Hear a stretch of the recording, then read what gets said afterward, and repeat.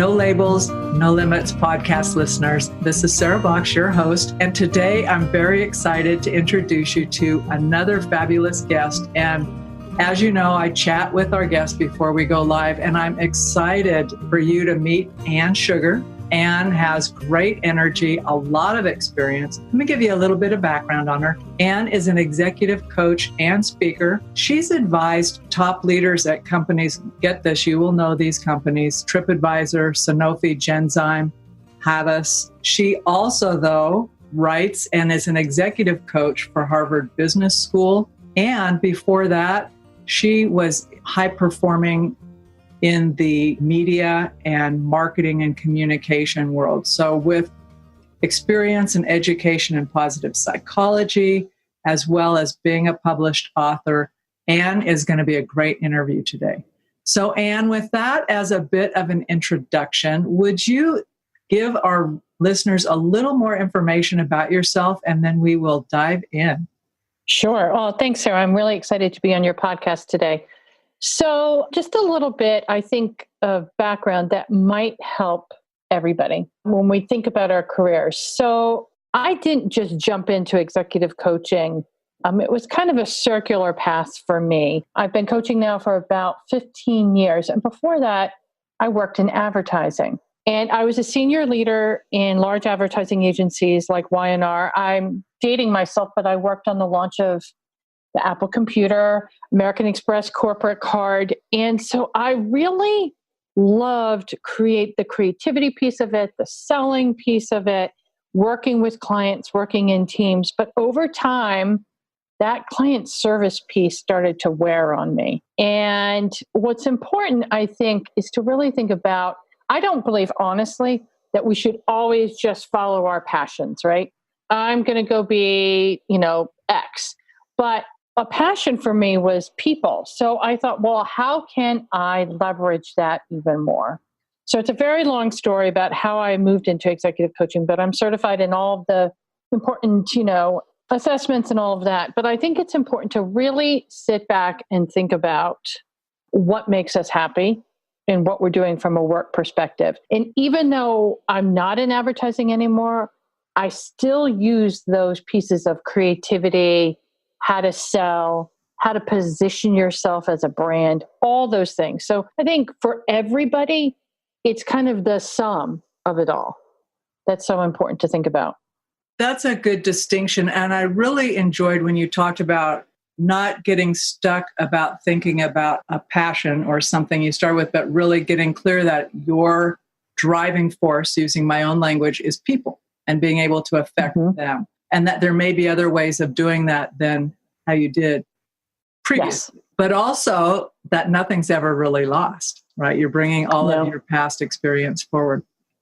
So Ann, when I talk with folks that I coach or on the podcast, there's this tension sometimes between knowing that, and I'm going to use you as an example. So you're very successful in one career or one field, just say, and then you're shifting. And I'm assuming that there was not just like this, wahoo, everything's perfect in executive coaching. My learning curve is there. I feel 100% solid. But there must have been some sort of transition time where there was a bit of unease, right? Until you get grounding. Can you talk about that piece of growth that happens from that and how that can be a benefit? Sure. I think what we're talking about, Sarah, is living in the space of being uncomfortable. And that definitely happened to me, right? When we think about in the beginning, I'd leave a meeting, or I also do a lot of facilitation in leadership development programs. And I'd be like, oh, I didn't ask that question. I should have asked it. That was the perfect question. I didn't ask it. Or, I had an unruly person in a manager development training.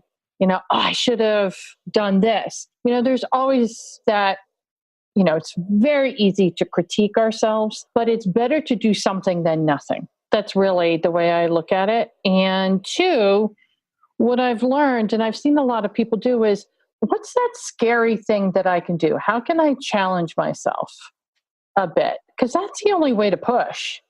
And that's what I think a lot of successful people do is they're okay with living in the uncomfortable. It feels, you don't know how something's going to happen. You don't know how it's going to work out, where you're kind of treading through, how am I going to present this today? But it always seems to work out. I think about you learn.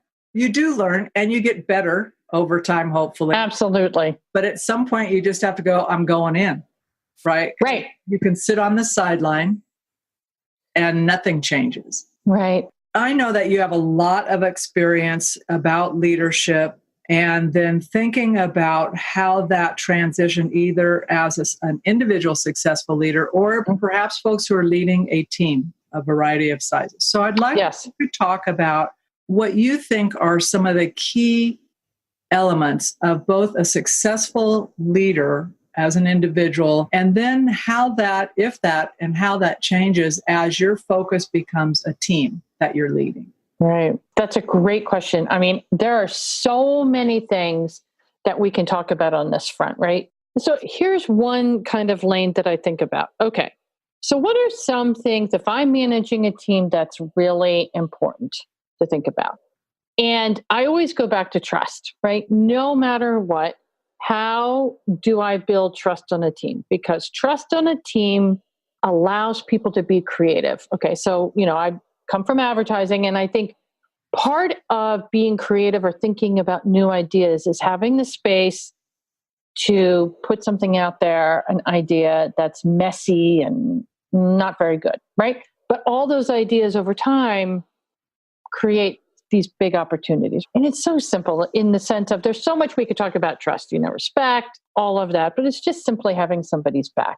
How do you motivate your team?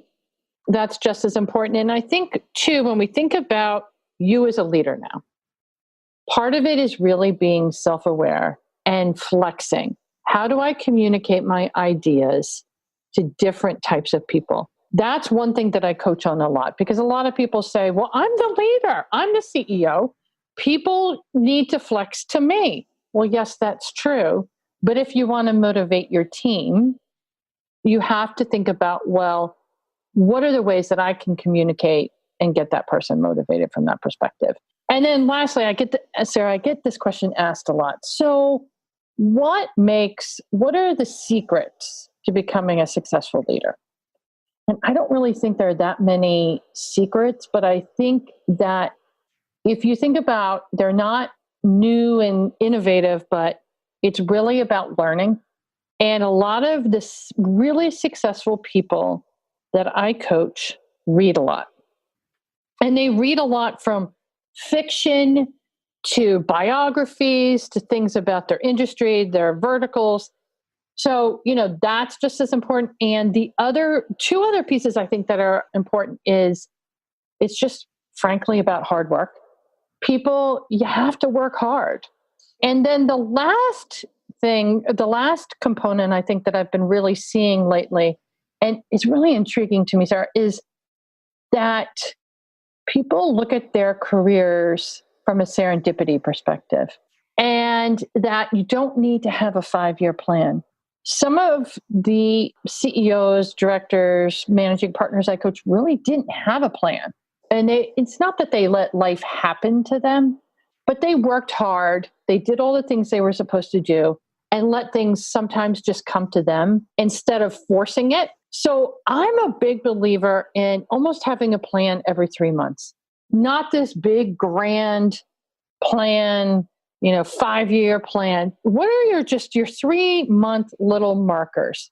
And let serendipity happen from that perspective as well. I love the milestone, the 3-month markers, because sometimes if you're going in the direction of your big plan, your big goal, and you're so certain that there's only one path forward, you miss the serendipitous things that come. Absolutely. Put them aside. They weren't in the plan, so they must be right. You miss them. Someone's knocking on your door going, hello, you asked for this. And you're going, I'm sorry, not now. That's in year 3.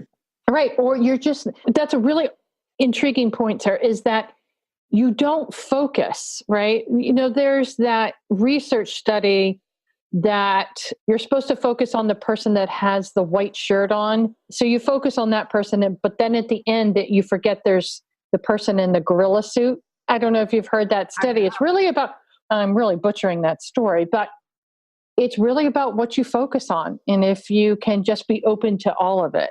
Right. And if you think about it, if when we're like living, surviving, right, not just day-to-day living, we're scanning all the time for like, what direction do I go? Safe, unsafe. I mean, it may not even be at a conscious level, but it happens. Right.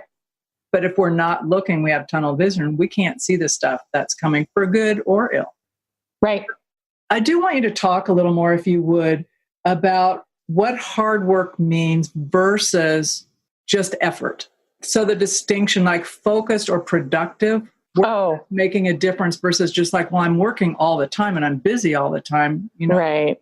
How do you, with your clients, and help folks think about there's a distinction between grinding out work that may or may not matter to really the bigger picture that you're trying to affect? Right. So it's very easy, or at least I know that I can get caught up in this. I love my email. I'll be the first to admit, and that could keep me really busy and I could grind through it. But is that the most valuable thing I should be doing all day long? Not all day long, but you know what I mean? In terms of, I should be thinking about this for my client. I need to go out and have coffee with this person. I need to be writing or researching. And I'm loving my email, right? That is busy and grinding, but it's not the right work per se. And I think I go back to, I love frameworks and things that are very practical. I still go back to Stephen Covey's 4-box, his with, you know, what's urgent to what's long-term and what I should be thinking about from a long-term perspective. I still go back to that framework that I think is really good for everybody to think about. And what we're really talking about, Sarah, is proactivity, being proactive and working on the right things. That's what it is.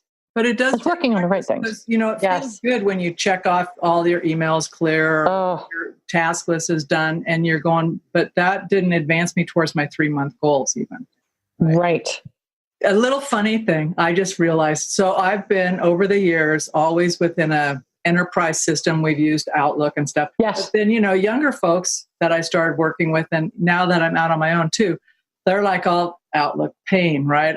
Use Gmail. I'm going, I'll adapt. I don't care. I just want to be able to communicate. But then I realized that I could click them all and just deselect the ones that matter, and they're done. And I'm thinking, oh my God, I saved so much time. I don't care anymore because I don't like hanging out in my email, but I need to answer it. So right. And you know, it's interesting. So in advertising, because it's client service, we were expected to answer emails from a client as soon as possible or within 24 hours. And there is a point where you're training people that you will get back to them immediately or right away, that it's a 24-hour world. And there's a point where you have to kind of take a pause and say, and retrain people that it doesn't have to be that immediate.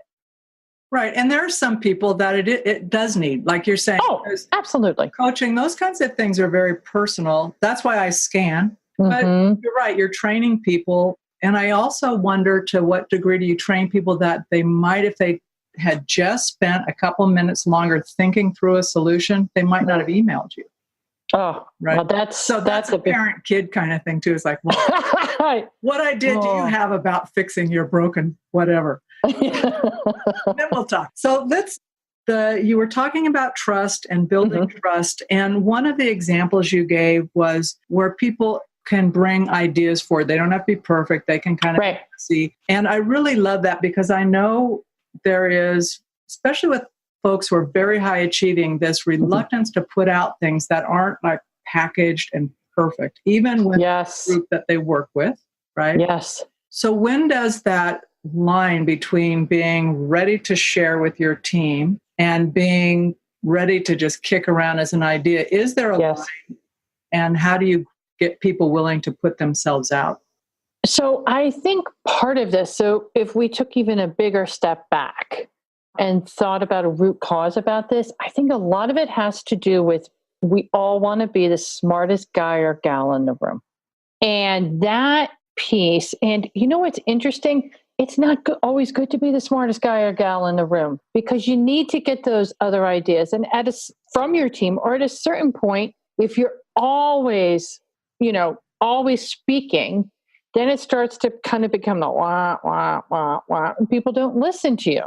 So I think, how do you think about, I'm going to share a half-baked idea or something that's tied up in a very pretty PowerPoint presentation? And I think it depends upon the person or the team or the client that you're working with, right? If you're going in front of the board, maybe they want to see it in a nice, organized PowerPoint presentation, not scratched out on a napkin. But if you're with somebody else, maybe it is something that you scratch out on a napkin. It really depends upon the context, is what we're talking about.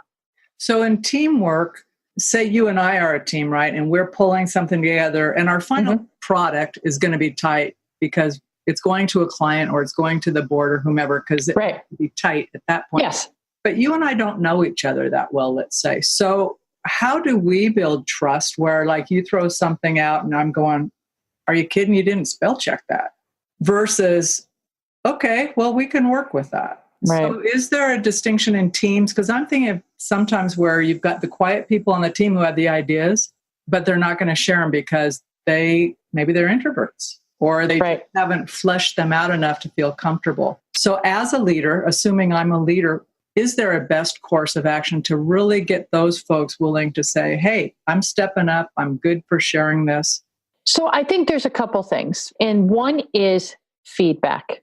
Always creating a feedback loop in terms of, hey, I want to hear your idea. Or as we need to put this presentation together, I need to make sure that you spell check this and stating what you need, but also giving the feedback, not from a personal perspective, but from how do you say it based on the situation, not the person. For this presentation, the PowerPoint deck needs to be spell checked. Not, you didn't spell check this, you made a big mess of this. It's, how do you look at it from a very systematic situation approach? And two, and I get this from brainstorming and from an advertising piece, is to have people, if you're the leader, don't give the ideas first. Let everybody else give those ideas. Or one other kind of tactic we used to use was everybody got sticky notes and you had to put down your ideas. I mean, it's an oldie but goodie, so that it kind of eliminates the noise out there as well. And I think too, Sarah, if we talk about it from a coaching perspective, how do you get those good ideas out? Somebody might say to me, well, what do you think I should do? And what I'll say back to them is, you tell me 3 ideas first, and then I'll give you an idea, so that it doesn't cloud them with what idea I might have. What a great way to build other leaders too. It's asking a good question of what you need in that situation, basically. When folks come to you as new clients, and what typically is one of their, if there is a typical, one of their biggest concerns or what brings them to you in the first place? Do you see a thematic kind of trend across people who finally say, hey, Ann? Well, so first of all, if I take a step back, I think a lot of this has to do with people that I work with are high potential folks, and they want to tweak little things. And I like to say it's the little details in making just the 10% changes, the 1% changes. That's what people are coming to me about. It could be communication, it can be self-awareness, it can be empathy, it can be how I communicate, up, down, give feedback, all sorts of things like that. So I know one of my challenges has been, I'm getting better, but only because someone actually told me, hey, you could have asked me to do that. I could have done it faster and you wouldn't have to worry about it. I'm going, that's a thought. But to what degree does the reluctance or difficulty with delegating and asking for help come up for your clients? And some of your thoughts about that? So interestingly enough, I say this when I do executive training, I do a module on delegation. And I say this to everybody that there is not one person that I have coached, CEO to director to supervisor, that can't do some work on delegation. So, we always say, right? Everything that crosses your desk, your email, touch it. Who can I delegate to? But I actually just wrote a piece in Harvard Business Review about, okay, so what happens if you over delegate? What does that look like? And what can you do to kind of bring it back towards the middle? And there really isn't a specific kind of component that says, oh, I'm over delegating.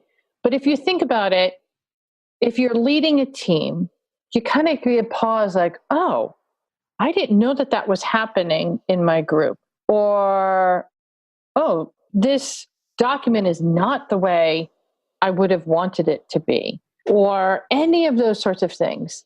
That could be a reason that you might be over delegating.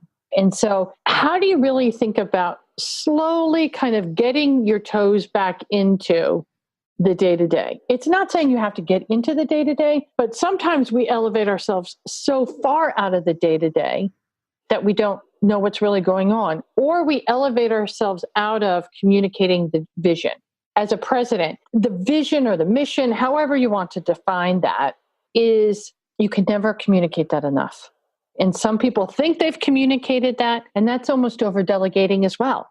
I'm delegating my vision of how I want things to run to people underneath me.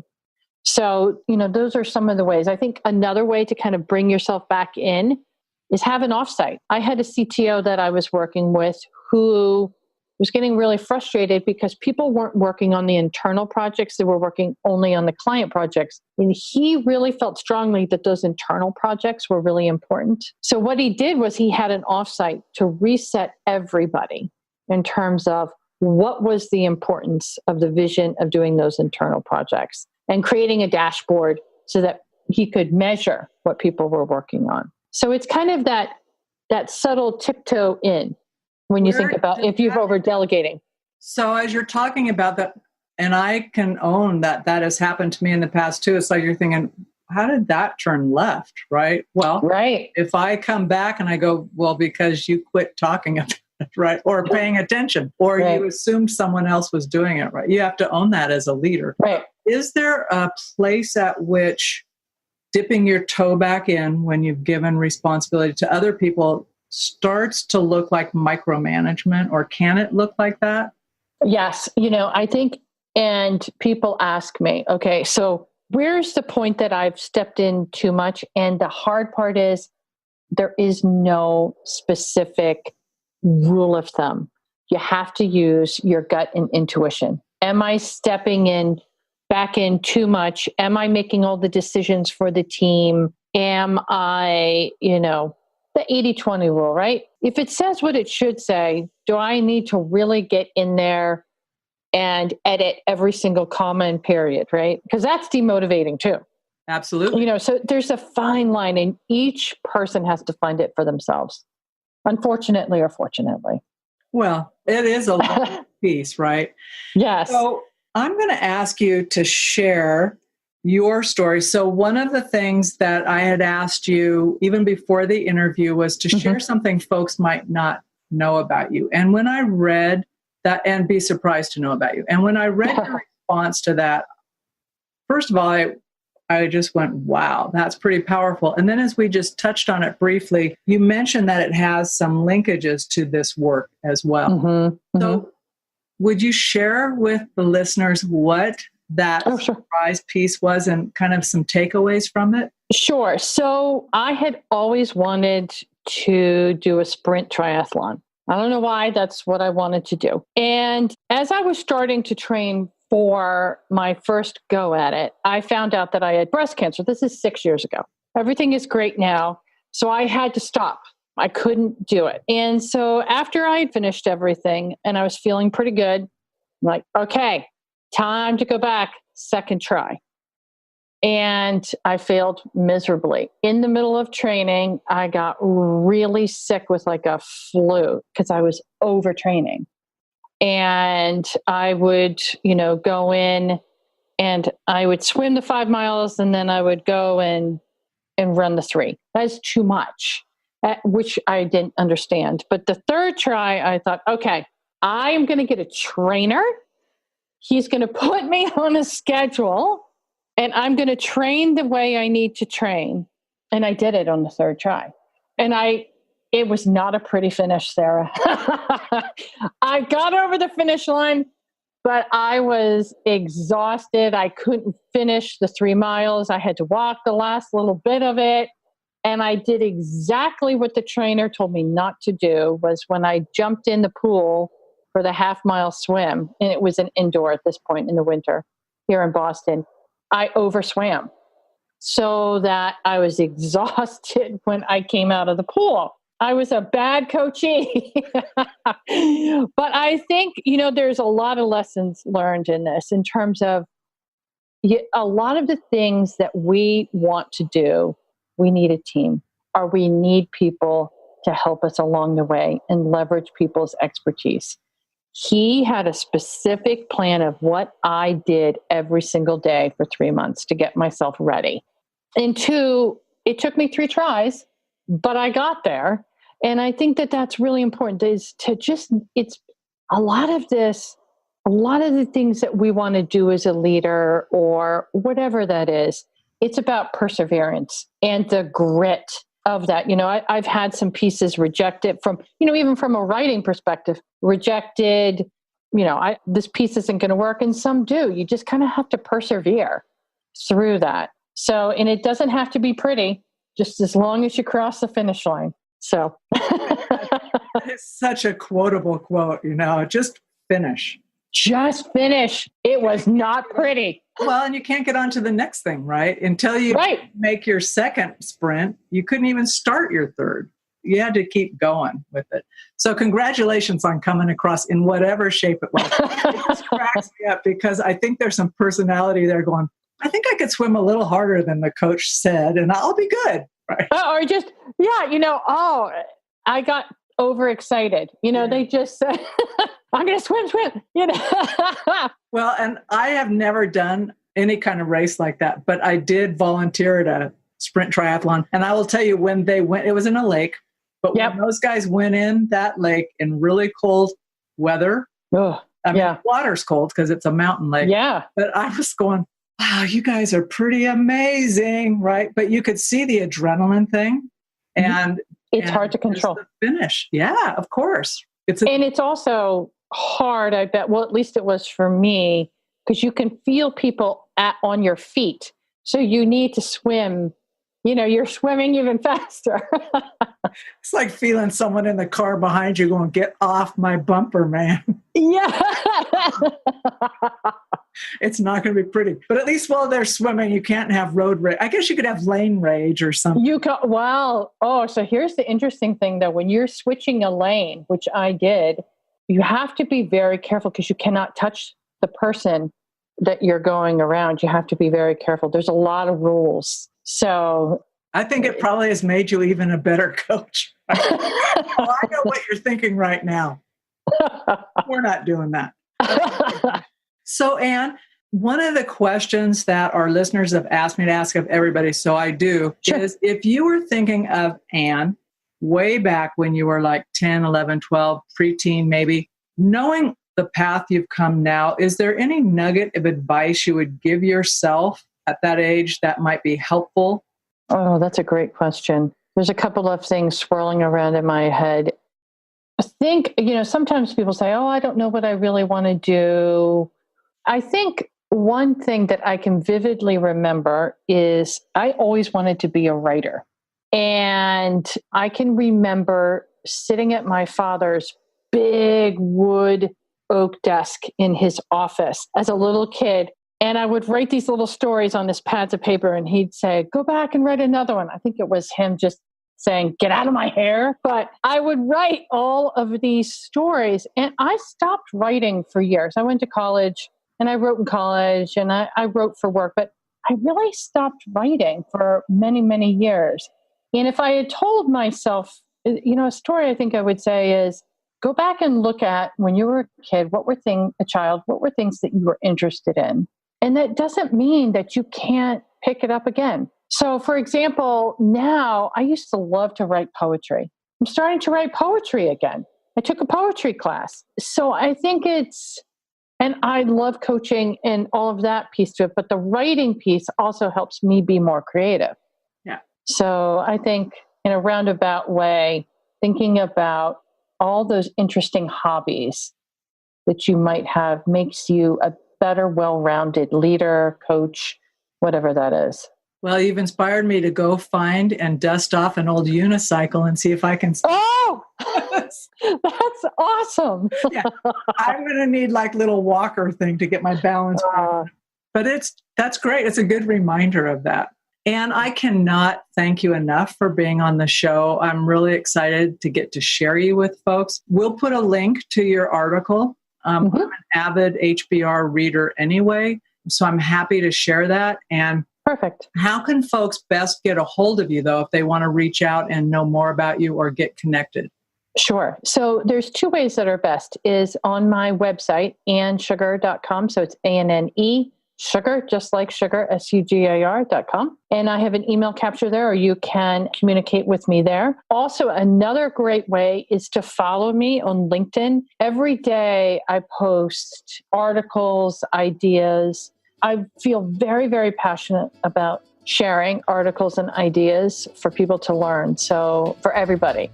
So that's another way to communicate and reach out to me. All right. We'll make sure that's on the link to the podcast so people can make it easy. But honestly, your name is easy to remember, Anne Sugar, with an E and with an yes. E. And I'll make sure, I think I am, but I'll make sure I'm following you on LinkedIn so I can get your articles and pass on to other folks who I know are interested in either specific topics or broadly. So fantastic. That would be great. Oh, Anne, thanks so much. And have a great rest of your day. And as we go into the weekend, the same there. Oh, you too, Sarah. It's great talking to you today. I really enjoyed it. Thanks. Well, that's it for this week's edition of the No Labels, No Limits podcast. We hope you liked what you heard, and if you did, we ask that you go over to iTunes, Stitcher, Spotify, or wherever else you listen to the podcast and leave us a rating and review. If you know someone who would enjoy this podcast, please be sure to share. And until next time, have a great week living a no labels, no limits, and no excuses life.